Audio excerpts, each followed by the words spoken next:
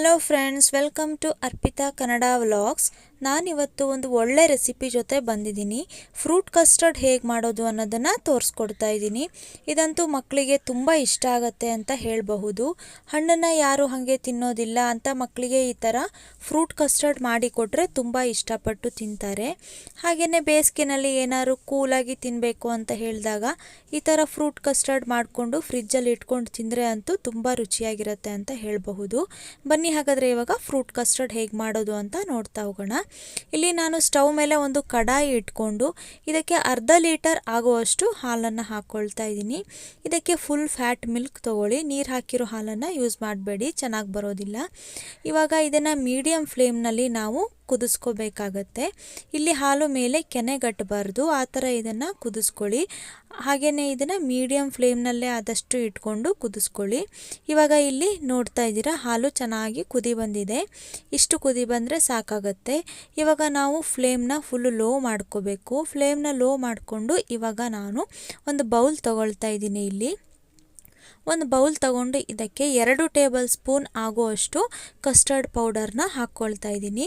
2 table spoon ಹಾಕ್ಕೊಳ್ಳಿ, ಜಾಸ್ತಿ ಹಾಕ್ಕೊಳ್ಳೋದಕ್ಕೆ ಹೋಗಬೇಡಿ, ಕಸ್ಟರ್ಡ್ ಆವಾಗ ದಪ್ಪ ಆಗಿಬಿಡುತ್ತೆ. ಇವಾಗ ಇದಕ್ಕೆ ನಾನು ಸ್ವಲ್ಪನೇ ಹಾಲು ಹಾಕ್ಕೊಂಡು ಮಿಕ್ಸ್ ಮಾಡ್ಕೊಳ್ತಾ ಇದ್ದೀನಿ. ಇಲ್ಲಿ ಚೆನ್ನಾಗಿ ಮಿಕ್ಸ್ ಮಾಡ್ಕೋಬೇಕಾಗತ್ತೆ, ಗಂಟುಗಳಿರಬಾರ್ದು, ಆ ಥರ ಮಿಕ್ಸ್ ಮಾಡ್ಕೊಳ್ಳಿ. ಇವಾಗ ನೋಡ್ತಾ ಇದ್ದೀರಾ, ಚೆನ್ನಾಗಿ ಮಿಕ್ಸ್ ಆಗಿದೆ, ಗಂಟುಗಳೇನೂ ಆಗಿಲ್ಲ. ಇವಾಗ ಇದನ್ನು ನಾನು ಕುದೀತಾ ಇರೋವಂಥ ಹಾಲಿಗೆ ಹಾಕ್ಕೊಳ್ತಾ ಇದ್ದೀನಿ. ಇದನ್ನು ಹಾಕ್ಕೊಳ್ಬೇಕಾದ್ರೆ ಫ್ಲೇಮ್ನ ಫುಲ್ ಲೋ ಮಾಡಿ ಇಟ್ಕೊಳ್ಳಿ. ಇದನ್ನು ಹಾಕಿ ಆದಮೇಲೆ ಚೆನ್ನಾಗಿ ಕೈ ಆಡಿಸ್ತಾ ಇರಿ, ಇಲ್ಲಾಂದರೆ ಅದು ಗಂಟಾಗ್ಬಿಡುತ್ತೆ. ಹೀಗೆ ಚೆನ್ನಾಗಿ ಕೈ ಆಡಿಸಿ ಒಂದು 2 ನಿಮಿಷ ಇದನ್ನು ಕುದಿಸ್ಕೊಳ್ಳಿ. ಇವಾಗ ನಂತರ ಇದಕ್ಕೆ ನಾನು ಸಕ್ಕರೆನ ಆ್ಯಡ್ ಮಾಡ್ಕೊಳ್ತಾ ಇದ್ದೀನಿ.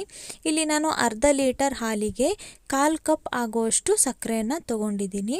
ಇಷ್ಟು ಸಕ್ಕರೆ ಸಾಕಾಗುತ್ತೆ. ತುಂಬ ಸ್ವೀಟ್ ಇಷ್ಟಪಡೋರಾದರೆ ಸ್ವಲ್ಪ ಜಾಸ್ತಿ ಹಾಕ್ಕೊಳ್ಳಿ. ಮೀಡಿಯಮ್ ಸ್ವೀಟ್ ಇಷ್ಟಪಡೋರಿಗೆ ಆದರೆ ಇಷ್ಟು ಸಕ್ಕರೆ ಸಾಕಾಗುತ್ತೆ. ಇಲ್ಲಿ ಸಕ್ಕರೆಯನ್ನು ಕೂಡ ಹಾಕ್ಕೊಂಡು ಹೀಗೆ ಮಿಕ್ಸ್ ಮಾಡ್ಕೊಳ್ತಾ ಇರಿ.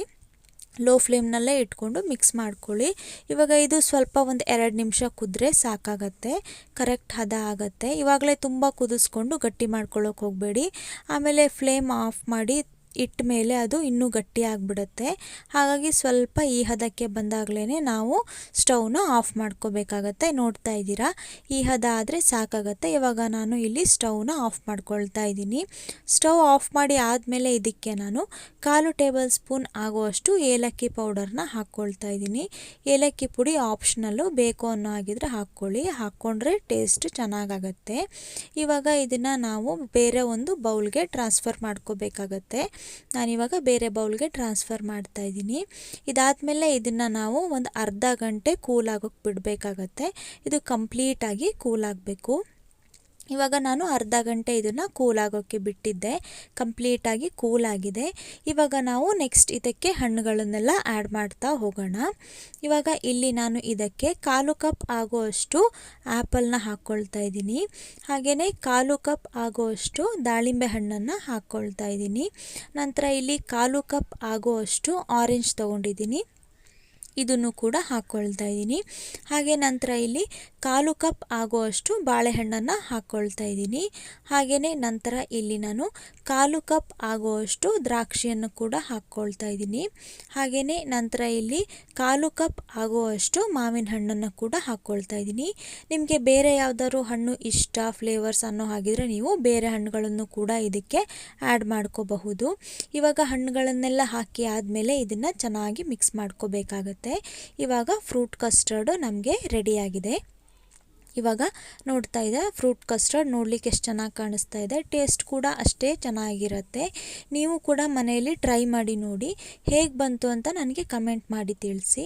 ಹಾಗೆಯೇ ನನ್ನ ಚಾನಲ್ನ ಯಾರು ಸಬ್ಸ್ಕ್ರೈಬ್ ಮಾಡ್ಕೊಂಡಿಲ್ಲ, ಪ್ಲೀಸ್ ಈಗಲೇ ಹೋಗಿ ಸಬ್ಸ್ಕ್ರೈಬ್ ಮಾಡ್ಕೊಳ್ಳಿ. ಹಾಗೆ ಪಕ್ಕದಲ್ಲಿ ಕಾಣಿಸ್ತಾ ಇರೋ ಬೆಲ್ ಐಕನ್ನ ಕ್ಲಿಕ್ ಮಾಡಿ. ಇದರಿಂದ ನಾನು ಮಾಡೋವಂಥ ನೆಕ್ಸ್ಟ್ ವಿಡಿಯೋ ನೋಟಿಫಿಕೇಷನ್ ನಿಮಗೆ ಬರುತ್ತೆ. Thank you.